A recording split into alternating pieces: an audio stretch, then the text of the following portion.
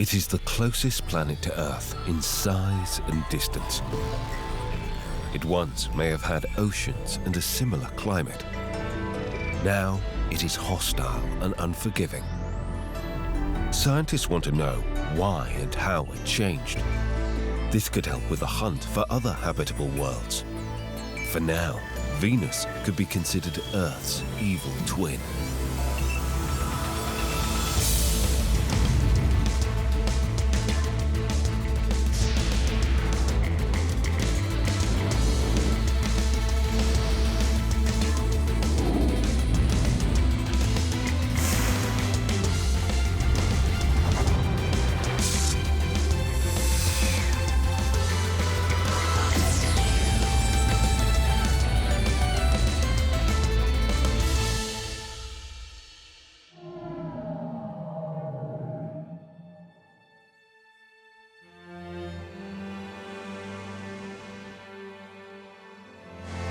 One of the brightest objects in the sky, Venus has been a world of mystery and conjecture. Probes were sent to briefly study the cloud tops as they passed by. The NASA Mariner mission, quickly followed by the Soviet Union's series of Venera flights. They left more questions than answers in their wakes. Eventually, Venera 4 landed a probe through the dense atmosphere onto a searing hot surface, followed up with more sophisticated probes that lived for a very short time. Other probes floated briefly in the dense, poisonous atmosphere. Mars became a much more attractive target, and Venus has been left little explored.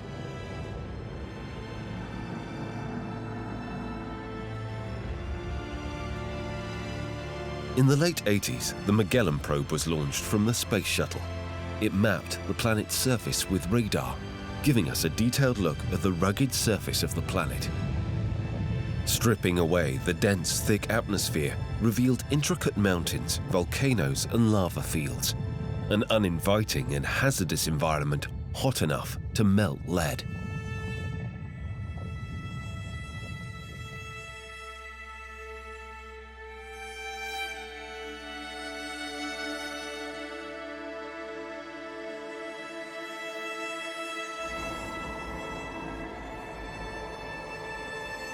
Following orbiters from both Europe and Japan also studied the surface features with radar. The Venus Express dipped into the upper atmosphere to aerobrake and descended into lower orbits.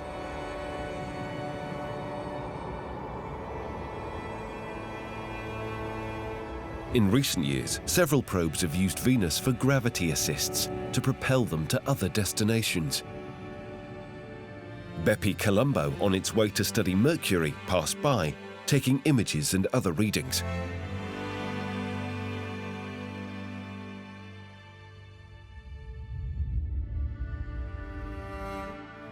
The maneuver, the second at Venus and the third of 9 flybys overall, helped steer the spacecraft on course for Mercury.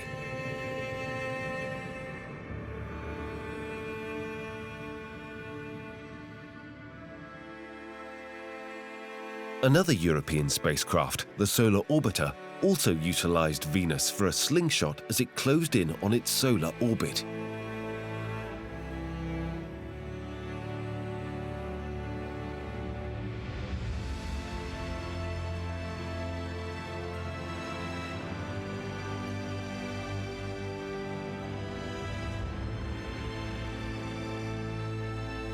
The Parker Solar Probe made a close flyby, taking measurements of the electric field of the planet and the radio emissions from the hot surface.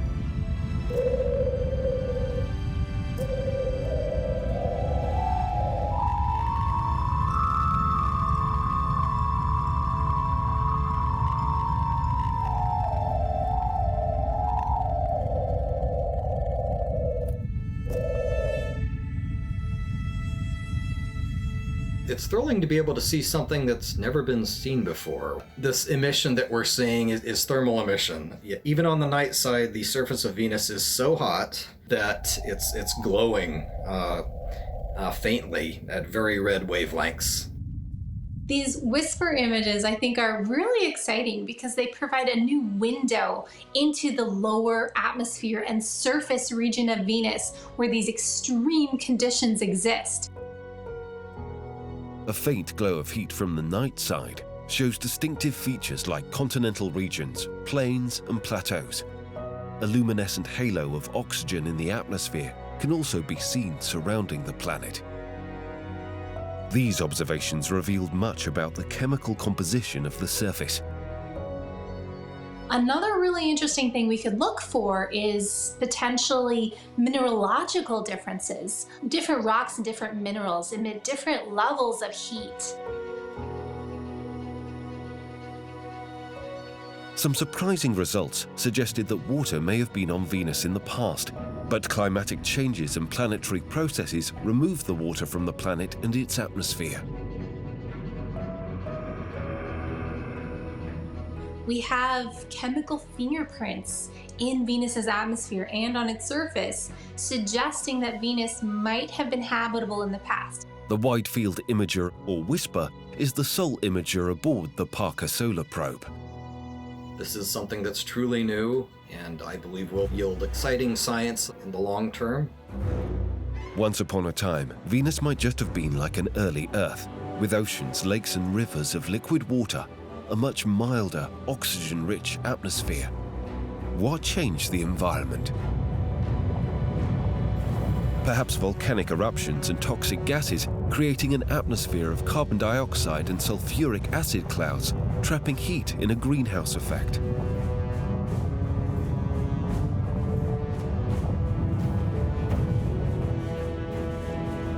Venus has the hottest surface of any planet in our solar system, hotter than Mercury.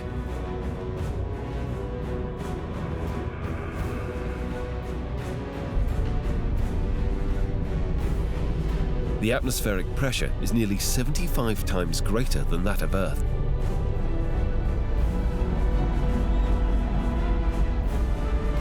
NASA and ESA are returning to the planet to find some answers.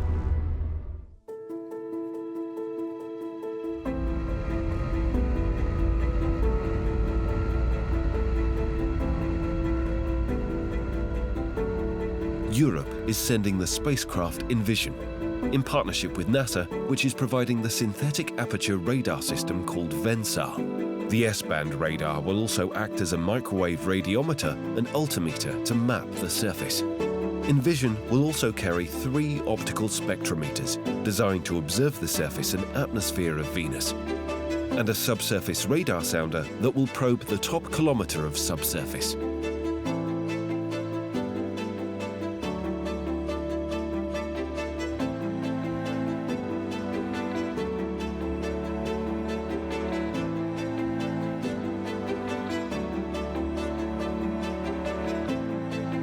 NASA will also be sending DaVinci and Veritas to Venus, due to be launched around 2029. Veritas stands for Venus Emissivity, Radio Science, INSAR, Topography and Spectroscopy mission. It will also map Venus's surface to determine the planet's geologic history. Germany and France are contributing to the infrared mapper and radar systems to determine whether active volcanoes are releasing water vapor into the atmosphere.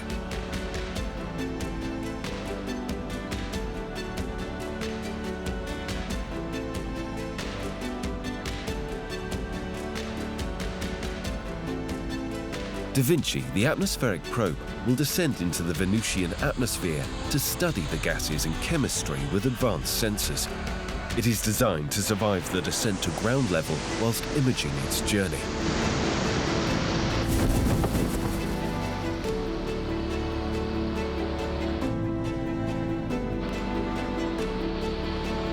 The 1-meter-wide probe will target a region called Alpha Regio, twice the size of Texas, and will add to scientists' understanding of rocky, atmosphere-bearing exoplanets that will be explored by new observatories such as the James Webb Space Telescope. So Venus is cool. Venus is awesome. Venus is, in many ways, one of the most Earth-like planets that we know of. One of the key ways that it's different is that it's very, very dry. With temperatures on the surface of 460 degrees centigrade, whatever that is in Fahrenheit, you would never expect there to be liquid oceans on the surface. That kind of temperature only boils off that water into steam, but the atmosphere of Venus is still incredibly dry, so where did the steam go? So to talk about how we remove something from a planet, we're going to have to talk about two forces of nature. Firstly, the force of gravity. Gravity is the thing which is holding you down to the planet, but if you think about it, it's also what is holding the atmosphere down onto the planet as well. If I want to remove some of the oxygen from the planet, we have to overcome that gravity. So to do that, I want to talk about the electric force. It's the thing which your device is using right now to pump electricity around its wires, right? It's pushing the electrons around the circuits. And what we think can happen is that the electric force can help push on the ions and in the upper parts of the atmosphere, push them off and up into space. So just as every planet has a gravity field, we think that every planet has a weak electric field. So we went looking for Venus's electric field, and boy oh boy did we find it. It turns out that Venus's electric field is at least 5 to 10 times stronger than at Earth. It's a monster of a force. It can rip heavy things like oxygen straight out of the upper atmosphere and send them kicking and screaming off into space. So this really changes the way we have to think about planets, because it turns out that planets can lose heavy things like oxygen to space entirely through electrical forces in their ionospheres. This is something that's really important if we want to go looking for exoplanets, for habitable planets around other stars. It is no good having conditions perfect for an ocean and an atmosphere that you might want to breathe if some invisible force is going to come along and rip it all off into space. Only understanding how atmospheres evolve can we try and understand how we got here. Many orbiting telescopes and instruments are now in use to search for, identify and catalogue exoplanets, planets orbiting other stars. TESS, Kepler, Hubble, James Webb and the Nancy Roman telescopes are looking at planetary formations around various stars. Knowing how Venus evolved would give additional assistance to the planet searchers.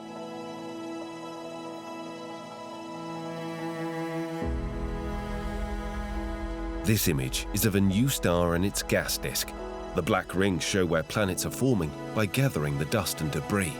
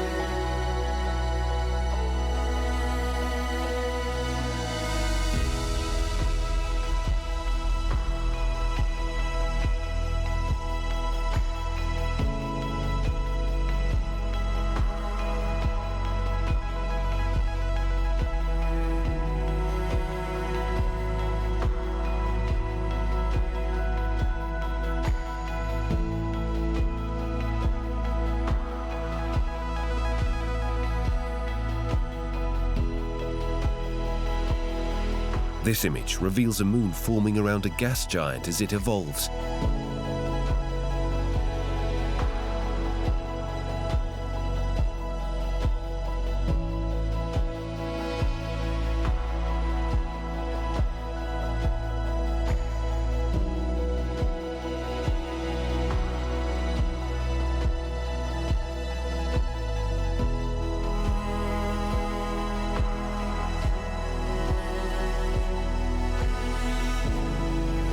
This massive exoplanet orbits a white dwarf, the remnant of a dead star, and is slowly evaporating.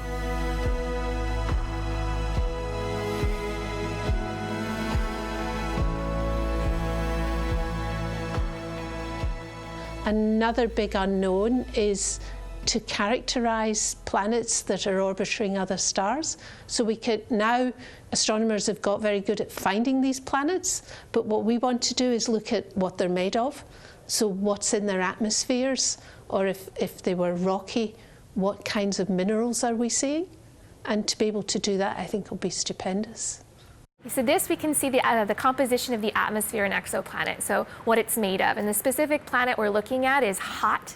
And so what we see in that is that there's water there. It wouldn't be in liquid form because the planet's hot, so it would be more like steam that's around it. But we can tell what's in that atmosphere. So the James Webb Space Telescope is brilliant in a number of ways. One, it extends our wavelength all the way into the infrared, into the mid-infrared, so we can look for these heat signatures from these planets as well. But that also means we can cover the fingerprints of different materials in the atmosphere. So the Hubble Space Telescope looks for fingerprints of sodium and potassium and water in the atmospheres of these worlds. But the James Webb Space Telescope is going to be able to look for signatures of methane and carbon dioxide and carbon monoxide, as well as all of these wonderful water features that we'll be seeing in these giant planet atmospheres. But not only can it tell us in these different wavelength ranges, it's actually better resolution, so we can get more data points for each of these different molecules. And it's a much bigger telescope. We're collecting far more light. We can get a much better precision. So that means that the degree to which we believe our measurements is going to improve a lot with this telescope. And that's going to mean that we'll be able to tell you with confidence what we're measuring. Looking for life on other planets is the ultimate future goal of all of these missions, trying to understand how we got here, how the Earth is the way it is. The James Webb Space Telescope is taking us one step further towards that goal. We're going to be pushing to these smaller worlds where we can see what different planets that are unlike ones in our solar system are like, how atmospheres change with the size of your planet. And it's also going to give us information on these giant planets that we don't have in our solar system, so close to their star that they're hotter than a rocket. They're different worlds that we can explore with this, and every technique that we use with the James Webb Space Telescope is going to be the technique we need to be looking for life signatures on these other worlds. So getting good at using this technique is so important so that in the future we can be looking for these signatures. So what we see here is what's called a hot Jupiter. So it's a planet that moves in front of its star, and it has about the size of Jupiter but the mass of Saturn. And what we see here is light filters through its atmosphere, and that allows us to look for the fingerprints of certain molecules. And in this case, the planet is full of water vapor, full of water. And that's what you see as wiggles in the spectrum. When we go and look at other exoplanets with Webb, we may look for other molecules, some that are familiar in our own atmosphere here as well, like carbon monoxide, carbon dioxide, or maybe even methane and ozone.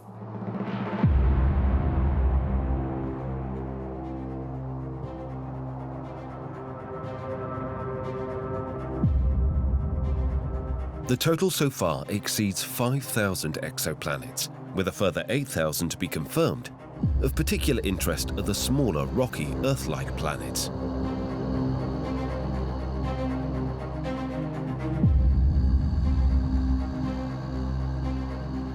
We know our targets, they're bright stars which are known to host the type of planets we want to observe, and we will know when these planets transit, that is when the planets move across the disk of the star, and we can measure the changes in the output of the star, the measured output of the star, in order to measure the size of the planet. We'll be focusing on smaller planets, so Earth-sized to Neptune-sized planets, which have been found by other missions, such as Kepler, to be very abundant around other sun-like stars, something which is not so much the case in our own solar system. So it's a big question. What are these smaller planets? What are they made of?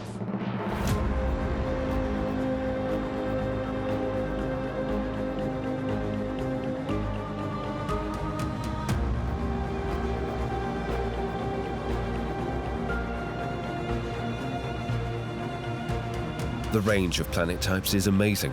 Rocky worlds that sustain oceans and lakes, likely candidates for life.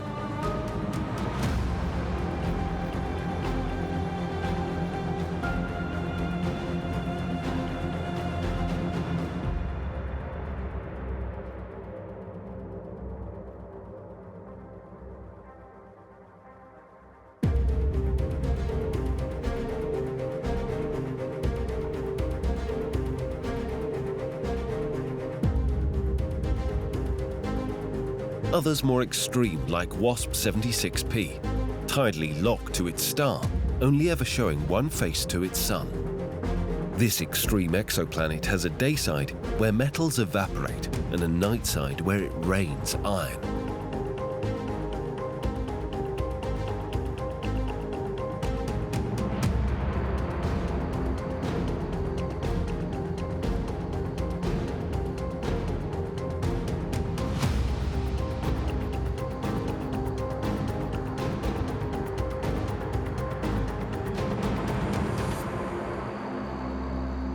Rogue planets that have no sun to orbit, ejected from their solar system and left to roam through space.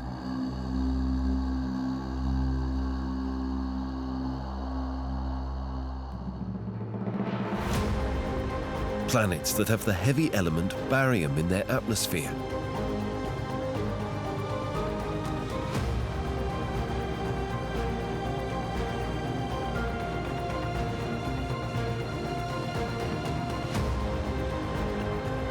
Water worlds, planets still forming, others around dying stars.